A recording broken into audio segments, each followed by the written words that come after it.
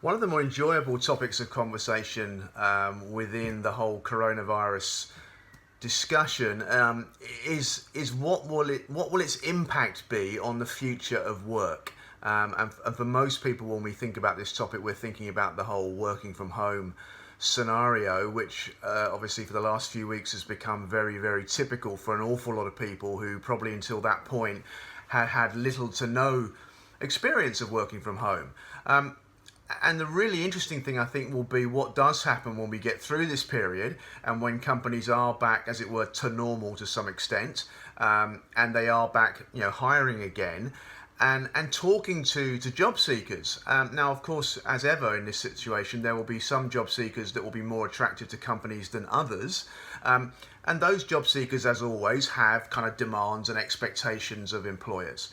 And one of those ones that's increasingly been I guess, floated and talked about in the last few years has been flexible working. And for a lot of people, that does tend to mean working from home in some shape or form. Maybe not the whole time, the whole week, but certainly perhaps certain days or certain periods of the day. The typical response for companies who don't really either want or already do that when this topic comes up, whether it's through a recruitment agent like me or whether it's directly with a job seeker, is to sort of push back, usually around the sort of the area of, oh well, we just don't do that. It's not how we're set up. We don't think it would work. No one else is doing it. Basically, as politely as they can, they're just going to go, shut it down. No, it's not happening. Forget it. Move on. And they've just then got to kind of cross their fingers that the candidate doesn't sort of go, well, stuff you. I think that's vital. I'm not interested. And that obviously happens sometimes.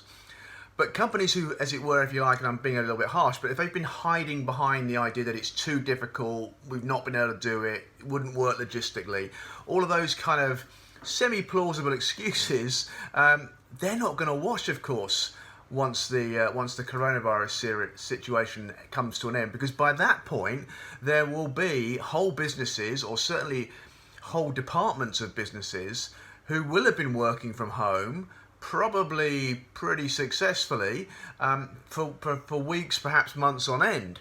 So telling a potential job seeker that it can't be done isn't going to work anymore, because they're going to go, well, yes, it can, and you've been doing it, and I now want to incorporate some of that in my sort of standard work with you going forward.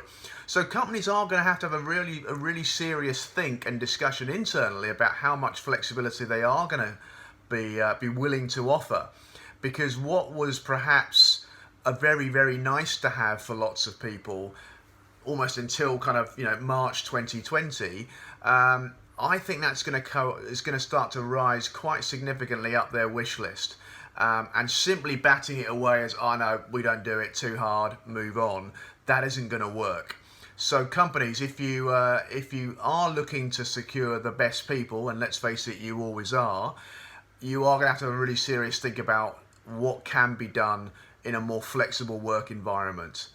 It's just going to be expected from here on in. So that's a definite legacy, I think, that will come out of the coronavirus situation. So get your thinking caps on as to how you want to handle that one, because, as I say, the better candidates are going to be asking for it. Good luck.